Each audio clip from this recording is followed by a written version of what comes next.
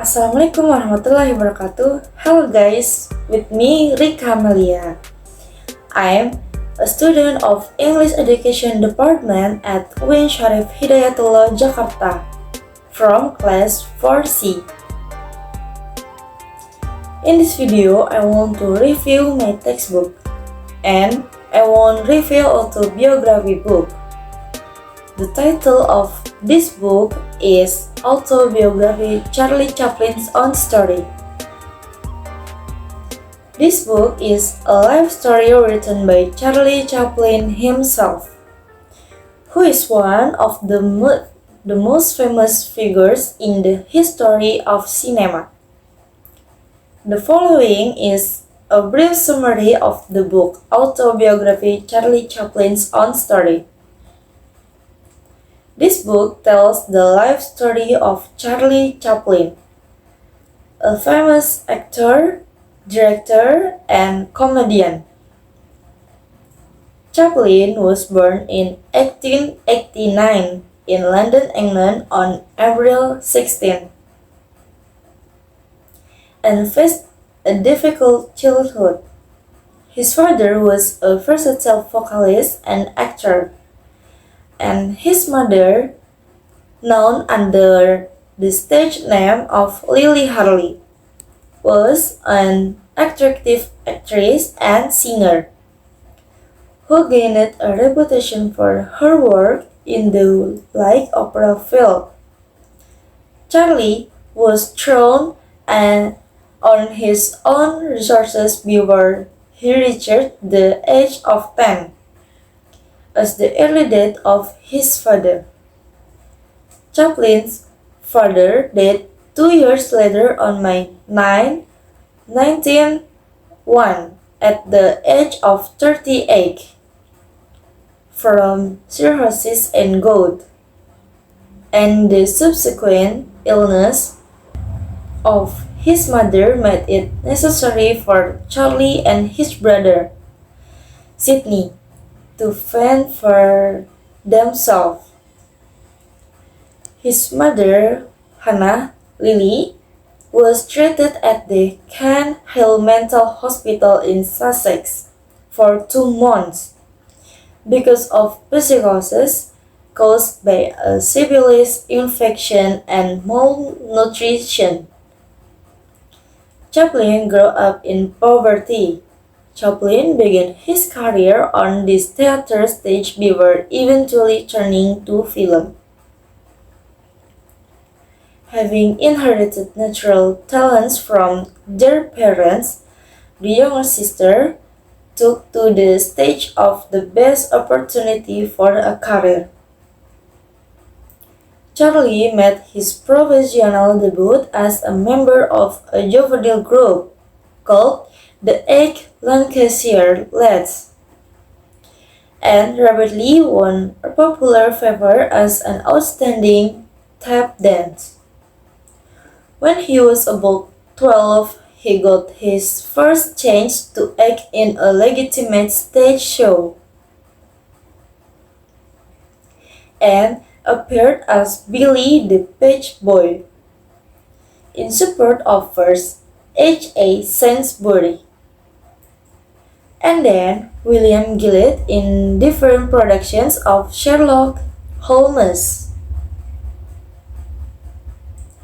At the close of this engagement, Charlie started a career as a comedian in vaudeville, which eventually took him to the United States in 1910 as a featured player with the Fred Karno Company. This book reveals how Chaplin built his career in Hollywood during the silent film era. He became one of the biggest stars of the era and created an iconic character known as the Tramp. Through this character, Chaplin portrayed an ordinary man struggling against the hardships of life. Chaplin recounts his journey in the world of cinema, including the successes and challenges his face. He shares stories about his creative process in creating films that entertain and attract audience. The book also covers some of Chaplin's personal experience, such as his personal life, his marriage, and the conflict he faced in the movie industry.